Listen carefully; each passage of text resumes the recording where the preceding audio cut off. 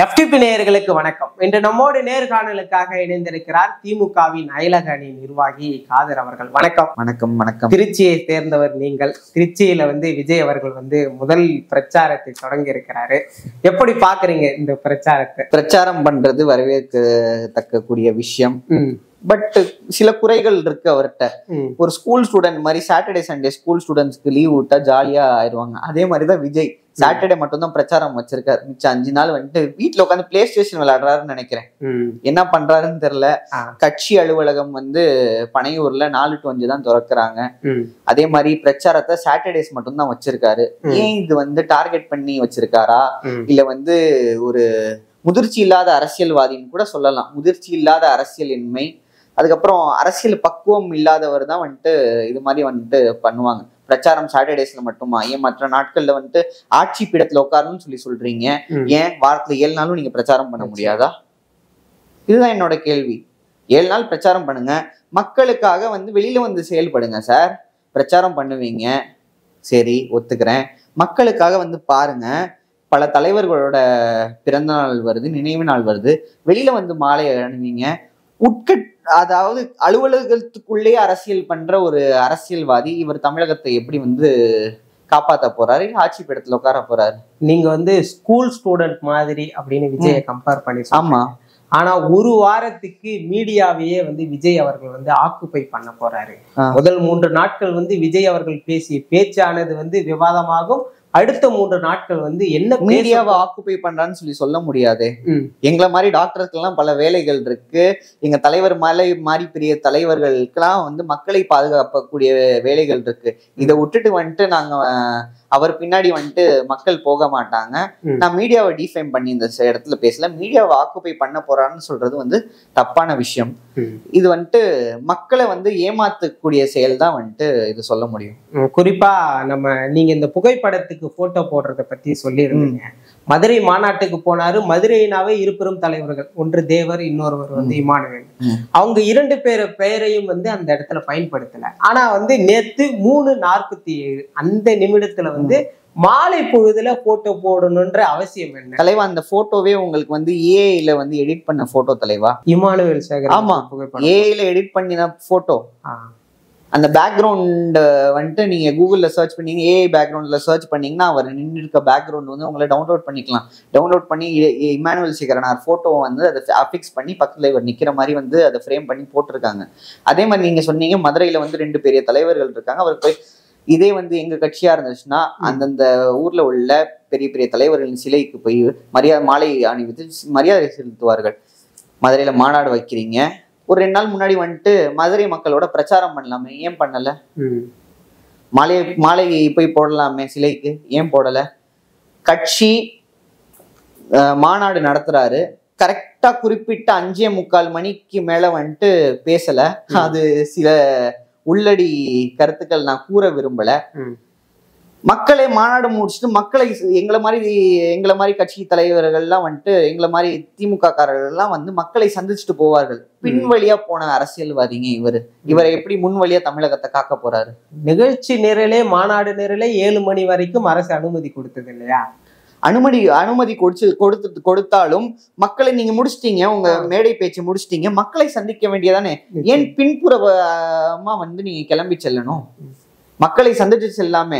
என்னோட கேள்வி பின்புறமா மீட்டிங் முடிச்சுட்டு ஓடுற நீங்க முன்வாசல் வழியாக தமிழக மக்களை எப்படி காப்பாற்ற போகிறீர்கள்? ஒரு மாநாட்டுல தங்களுடைய கொள்கையா பல தலைவர்கள் பல மாநாடுகள் அவங்களுடைய கொள்கை என்ன, அவங்களுடைய அடுத்த கட்டமான அரசியல் நிலைப்பாடுகள் என்ன என்று பேசுவார்கள்.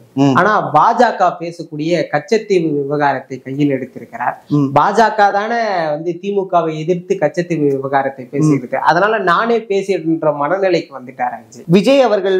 முற்றிலும் பேசக்கூடியது அவுட் ஆஃப் மைண்ட்ல பேசிட்டு இருக்காரு அவர். கச்சத்தீவு விவகாரம் பல ஆண்டுகள் முன்னாடி இருந்த விவகாரம் இன்னும் ஓடிக்கொண்டிருக்கிறது. திமுகவின் அரசு அதற்கு சப்போர்ட் பண்ணியும் பல விஷயங்கள்ல பேசிட்டு இருக்கு.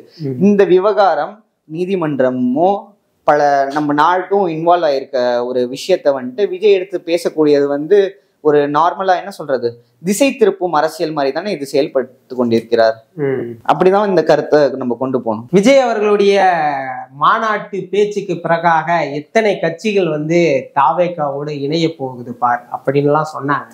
ஆனா பெரிய அளவுல வந்து அந்த மாநாடே வந்து நீர்த்து போனதை தவிர எங்கேயுமே கை கொடுக்காத மாதிரி தானே தெரியும். கை கொடுக்காத மாநாடுதான். மக்களை காக்கும் அரசு திமுகவின் அரசு. எங்கள்கிட்ட கூட்டணி வந்து எங்க மக்கள் முதல்வர் ஐயா ஸ்டாலின் அவர்கள் மக்களுக்கு நல்லது செய்யறதுனாலதான் பல கட்சிகள் வந்து எங்கள்கிட்ட கூட்டணியில் இணையறாங்க. அது மாதிரி ஒரு கோமாளி நடிகர் அவரு, கோமாளி அரசியல்வாதி கூட போயிட்டு வந்து கூட்டணி வச்சா அவங்களுக்கும் சீட் லாஸ், அவங்க கட்சிக்கும் அங்கீகாரம் இல்லாம போயிரும்னு சொல்லிட்டு பயம்னு சொல்ல முடியாது.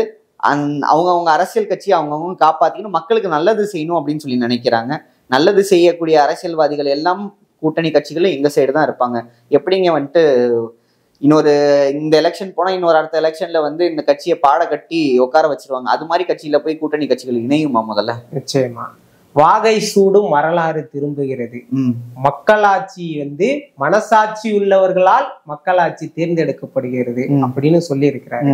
அது என்ன மனசாட்சி உள்ளவர்களால் மக்களாட்சி வந்து இப்ப தேர்ந்தெடுக்கப்படும்? மனசாட்சி உள்ளவர்கள் தமிழக மக்கள், மனசாட்சியுடன் செயல்படுபவர் தமிழக முதல்வர் அவர்கள்.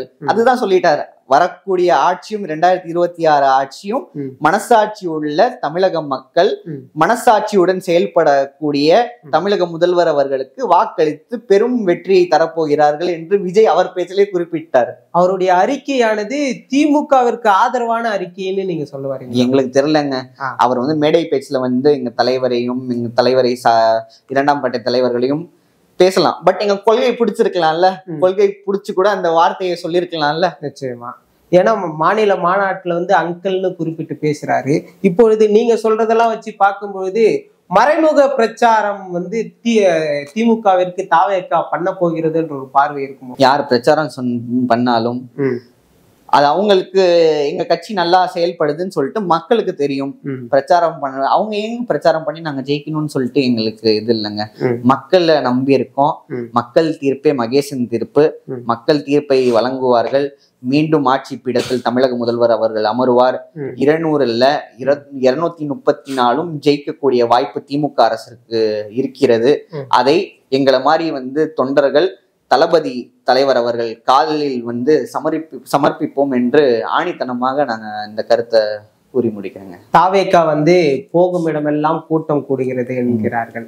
இந்த கூட்டம் எல்லாம் ஓட்டாக மாறும்னு நீங்க நினைக்கிறீங்களா? என்ன எடுத்துக்கிட்டீங்கன்னா நான் வந்து தலைவர் ரஜினிகாந்த் அவர்களோட தீவிர ஃபேன். இப்ப தலைவர் ரஜினிகாந்த் அவர்கள் வந்து ஒரு எங்கேயாச்சும் வந்தாருன்னா நீங்களும் நானும் ஓடி போய் பார்ப்போம்ல. அது மாதிரி ஒரு நடிகரை வந்து பார்க்க போற கூட்டம் தான் தவிர ஓட்டாக இது கண்டிப்பாக மாறாது.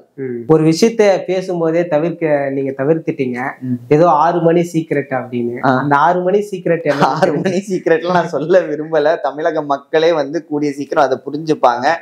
அதற்கு உண்டான பதிலடியும் அந்த கட்சிக்கு கிடைக்கும். இல்ல கூட்டங்களும் 6 மணிக்கு முன்பாக முடிந்திருது, மாநாடுகளும் 6 மணிக்கு முன்பாக முடிந்திருது. அப்படி என்ன இந்த 6 மணி யாரோட பர்சனல் லைஃப்லயும் நமக்கு இன்வால்வ் ஆகணும்னு சொல்லி தெரியல. அவங்க பர்சனல் லைஃப் அவங்க சந்தோஷமா இருந்தா அது சரிதான். மக்களுக்கு வந்து தெரிய வரும்போது வந்துட்டு மக்களை ஏமாற்றும் அரசியல்வாதின்னு சொல்லி விஜய சொல்லுவாங்கல்ல, அது வந்து தமிழக மக்களுக்கு கிடைத்த வெற்றி. அவர்கள் பின்னால் போகும் தொண்டர்களை ஏமாத்திட்டு இருக்காருல்ல, அவங்க குடும்பத்திற்கு கிடைத்த வெற்றியாக இது கருதப்படும். விஜய் அவர்கள் வந்து எங்கேயுமே உதயநிதி அவர்களை பத்தி பேச மாட்டேன்றாரு. அதுக்கு என்ன காரணம்னு நீங்க நினைக்கிறீங்க? தெரியும், அவர் ஒரு துணை முதல்வர், வளரக்கூடிய தலைவர். அவர்கிட்ட உள்ள திறமை இவர்கிட்ட இல்லைன்னு சொல்லி தெரியும். திறமை திராணி இருந்தா தானே வந்து அவரை பத்தி பேச முடியும். அவர்கிட்ட திராணியோ திறமையோ இல்லை. அதனால எங்க துணை முதல்வர் அவர்கள் பத்தி பேசல. குறிப்பா தமிழ்நாடு முதலமைச்சர் அவர்களுடைய செயல்பாடுகளா நீங்க எப்படி பாக்குறீங்க? 2026 எப்படி அது எதிரொலிக்க போகுது? செயல்பாடு சூப்பரா இருக்குங்க. தமிழக முதல்வரோட செயல்பாடு இன்னைக்கு பல உங்களுடன் ஸ்டாலின் அது மாதிரி இயக்கங்கள் வந்து நிறைய அதுல மக்கள் படையெடுத்து வந்துட்டு கூடுறாங்க. உடனுக்குடன் தீர்வும் வந்துட்டு மக்களுக்கு தலைவர் அவர்களும் ஆட்சியில் உள்ள அதிகாரி அவர்களும் செய்து கொடுக்கிறார்கள்.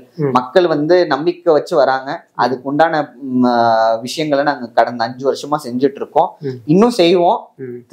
மீண்டும் திமுக ஆட்சி தான் மக்களுக்கு வளமான தமிழகமா செம்மை உள்ள தமிழகமா கண்டிப்பா வந்து எங்க தலைவர் அவர்கள் ஆட்சியை கொடுப்பார் அடுத்த முறையும். நிச்சயமா திமுகவின் நிலைப்பாடுகள், தாவேகா செய்யக்கூடிய செயல்பாடுகள் பத்தி மிக தெளிவா சொன்னீங்க. நம்ம மேலும் ஒரு காணொலியில சந்திக்கலாம். தேங்க்யூ. நன்றி நன்றி நன்றி.